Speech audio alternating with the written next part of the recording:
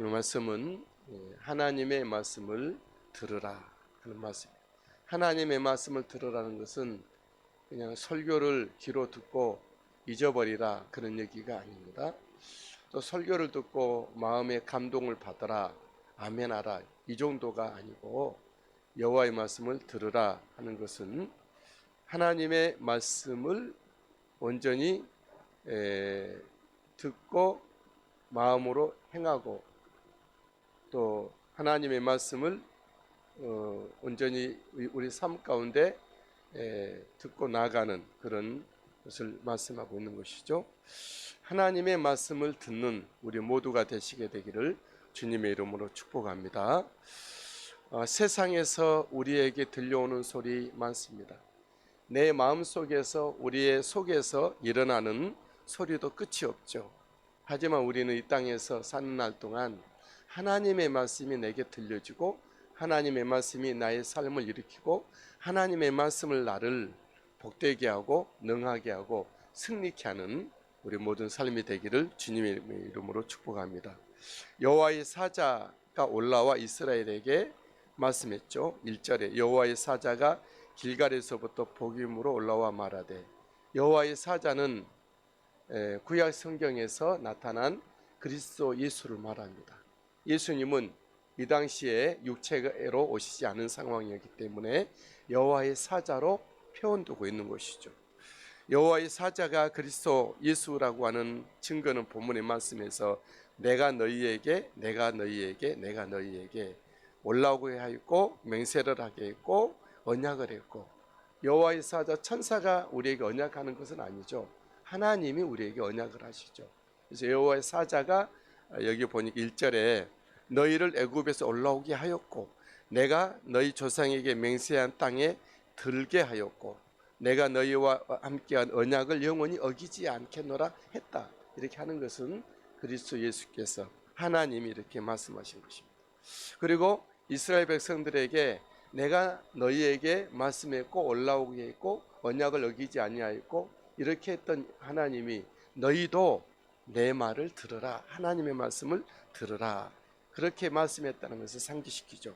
2절에 보니까 너희는 이 땅의 주민과 언약을 맺지 말며 그들의 제단들을 하라. 너희는 가나안 땅에 들어가면 그 가나안에 있는 원주민, 가장 그 시대에 문명이 뛰어나고 알파벳 문자를 사용했던 모든 부와 명예와 화려함과 문화들이 가장 발달했던 그것이 바로 가나안 땅이었는데, 그들의 하나님이 보실 때 그들은 더 이상 죄악이 너무 크고 너무나도 많아서 넘쳐나서 두고 볼 수가 없어서 가나안 사람들을 다 주님께서는 없게 하시고 대신 이스라엘 민족들을 뽑아서 올려오기서 거기서 채웠다고 하는 것이죠.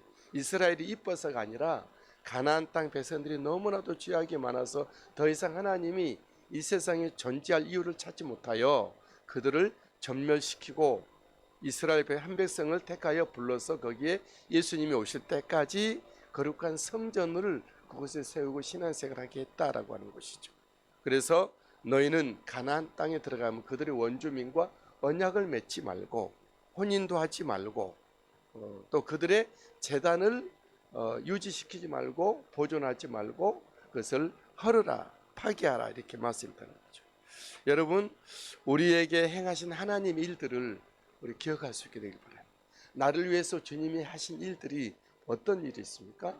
하나님이 사람 되어 내게 찾아오시고 나의 모든 것을 우리 없이 하려고 무너뜨리려고 우리 죄와 연약함과 부족함과 우리 어둠과 저주와 가난과 우리의 모든 불량한 모든 것들, 사망의 것들을 다 주님께서 없이 알려주시려고 주님 오시고 십자가에 죽으시고 또 부활하시고 길을 내시고 우리와 함께 하시는 그런 은혜가 있는 줄 믿습니다. 물론 개인적으로 삶에 하나님의 내게 특별히 더 주신 은혜가 있겠죠.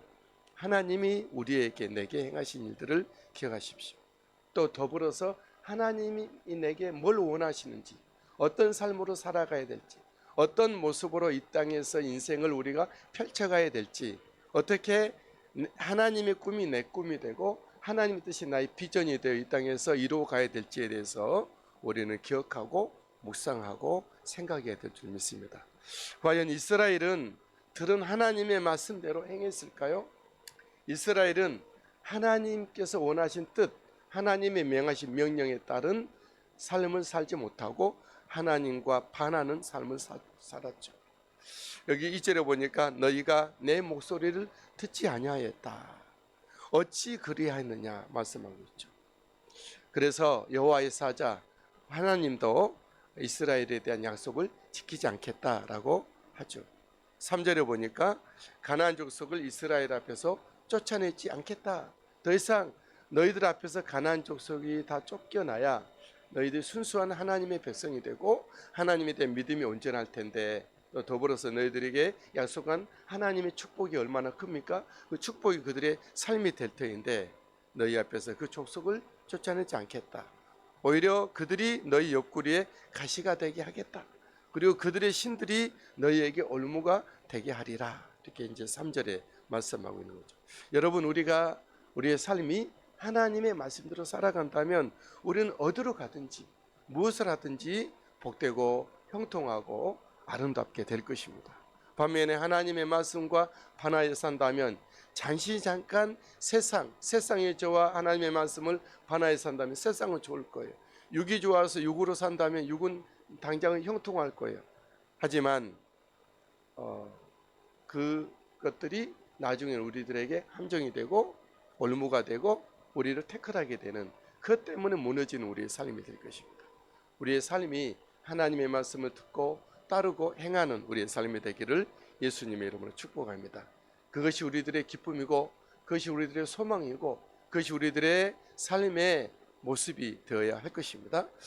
그리스도의 여호와의 사자가 와서 이스라엘에게 그 언약, 축복의 언약에 대해서 파기를 말씀하시자 이스라엘은 갑자기 돌변하여서 웁니다. 그리고 그들은 여호와 앞에 막 제사를 드립니다. 4절, 여호와의 사자가 이스라엘 모든 자손에게 이 말씀을 이르매 백성이 소리를 높여 운지라. 5절, 그러므로 그것을 이름하여 복임이라 하고 그들이 거기서 여호와께 제사를 드렸다. 이스라엘 백성들이 뒤늦은 후회를 한 거죠. 그들이 세상이 좋아, 육이 좋아, 또 살기 뭔가 자기 취미, 또 자기의 쾌락, 어떤 그런 것을 쫓아가다 하나님과 멀어지게 되고 어떤 시점에서 아니다라고 말씀할 때 그들은 울었고 그들은 또다시 하나님 앞에 예배를 다시 드려야 했지만 이미 뒤늦었다라는 거죠. 너무 멀리 간 거죠. 강을 건넌 거죠. 버스가 떠나기 전에, 문이 닫히기 전에 그들은 그 자리에 섰어야 했죠. 저 여러분들이 하나님의 때가 우리에게 주어져 있지만 언젠가는 문이 닫힐 거예요. 할렐루야. 코로나 때 많은 사람들이 믿음을 잃어버리고 하나님의 몸된 성전을 떠났죠. 하나님에 대한 약속보다는 세상에서 아닐, 또 다른 사람에게 예수 믿는 믿음 때문에 받는 핍박, 박해, 그런 어떤 이상한 모습들을 싫어하여 하나님의 품을 떠나기도 했습니다. 하지만 그 기간이 오래 가면 안 된다는 거죠. 다시 주님께로 돌아와서 이제는 한번 느껴봤기 때문에 어떤 상황에도 불사하고 여전히 하나님을 섬기고 예배하겠다, 주님을 높이고 섬기겠다, 그런 믿음의 각오로 우리가 서야 할 줄 믿습니다. 이스라엘의 문제는 하나님의 말씀 목소리를 청중하지 않는 것만이 아니었습니다. 이스라엘의 문제는 기성세대들이 하나님을 떠나고 잘 듣지 않는 그런 것뿐이 아니라 그 자녀 세대가 다른 세대가 되고 말았다는 거예요. 기성세대가 하나님 듣지 아니하니 다음 세대가 아니고 다른 세대가 되었다는 거죠. 여호수아 뒤에 생존했던, 여호수아 때는 신앙생활 잘했죠. 함께 고생을 했고 믿음 때문에 말씀을 따라 고난의 떡을 먹었잖아요. 광야를 걸어오고 그리고 요단강을 건너고 여리고를 무너뜨리고 아이성과 모든 성읍들을 하나님의 깃발을 들고 그들은 주의 이름을 부르며 그것을 점령해 가고 하나님이 행하신 일들을, 쾌거를 그들이 이루었다고 하는 것이죠. 하지만 그의 자녀들, 여호수아 시대와 그 다음 세대와 지나서 그 다음 세대, 여호수아의 3세대에 가서는 여호와를 섬기지 않았습니다. 그 뒤에 일어난 다른 세대는 여호와를 알지 못하고 행하신 일도 알지 못했다 그랬어요. 7절에 백성이 여호수아가 사는 날 동안과 여호수아 뒤에 생존한 장로들 곧 여호와께서 이스라엘을 위하여 행하신 모든 큰 일을 본 자들이 사는 날 동안에 여호와를 섬겼더라. 이 세대의 사람도 다 그 조상에게로 돌아가고 그 후에 일어난 다른 세대는 여호와를 알지 못하며 여호와께서 이스라엘을 위하여 행하신 일도 알지 못하더라. 오늘날 한국교회 문제는 다음 세대 문제로 모든 사람들이 공이다 이것을 살피고 있는 것이고 또 말하고 있는 바입니다. 예수 복음의 산 역사 중심에 있었던 우리들 기성세대들 우리 어머니 세대들은 정말 예수 잘 믿었죠. 오직 예수, 오직 기도, 오직 성령, 오직 하나님 툭 치기만 하면 주여 아버지하고 하여튼 무엇만 생기면 하나님께 가서 기도하고 무엇만 생기면 하나님을 또 예물로 드리기도 하고 어떤 일이 있어도 하나님 앞에 금식하며 기도해 왔던 우리들의 믿음의 거룩한 우리의 아버님 어머님 세대였습니다. 하지만 지금 우리가 살고 있는 우리의 기성세대의 다음 세대는 어떻게 됐습니까? 다 교회에서 빠져나가고 말 듣지 않습니다. 교회는 나온다 할지라도 그 마음이 콩밭에 가 있는 세상에 가 있고 세상 놀이에 가 있고 그들은 더 이상 우리들처럼 고생의 떡을 생각하지 않아요. 떡은 먹되 고생하지 않고 싶어하는 거죠. 그리고 우리가 이렇게 크게 소망하고 있는 천국에 대한 그런 기대감도 우리 자녀들이 있지 않아요.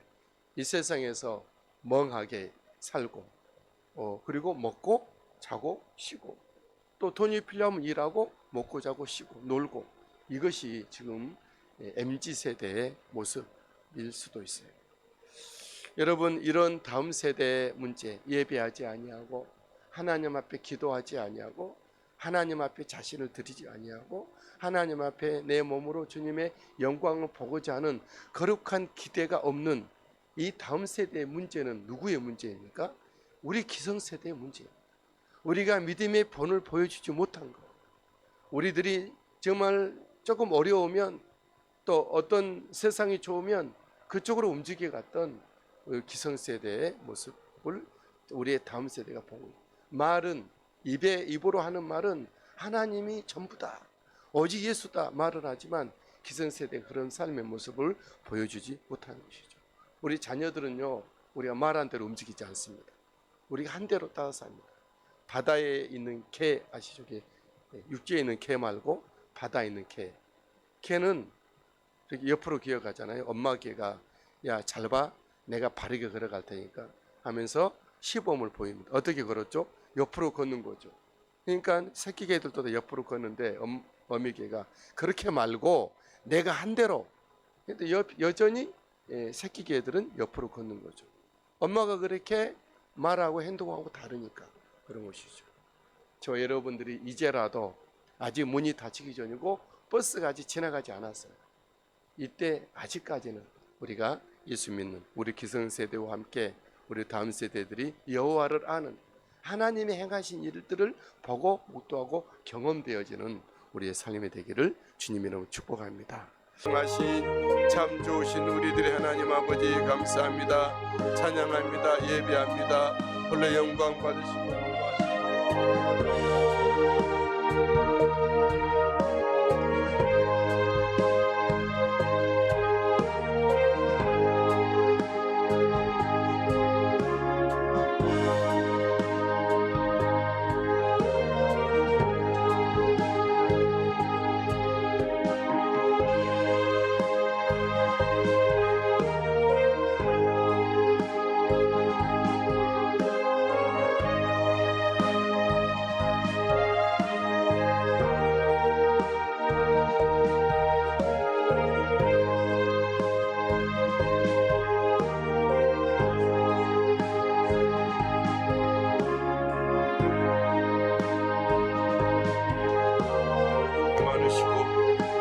풍성하신 참 좋으신 우리 하나님 아버지 이 아침에 주님의 이름을 부르며 아버지 주님 기도하고 구합니다. 영광의 하나님 천사가 되시기 합당하신 하나님 오늘의 삶을 거룩하신 하나님 감사합니다. 내 몸의 방향을 하나님께로 향하고 내 눈의 시선이 주님께로 고정되고 내 마음이 거룩하신 성령님의 인도함을 따라 오늘도 아버지 성령의 부르심 따라 아버지 성령으로 충성하며 기도하며 강구하며 주님의 이름 부르며 나갈 때 행하여 인도해 주옵신 시간 함께 충고하며 기도하는 우리 믿음의 식구들 우리 하나님 복되게 하시고 우리 하나님 주님께서 더욱 만나주시고 주님의 성령으로 축복해 주시옵기를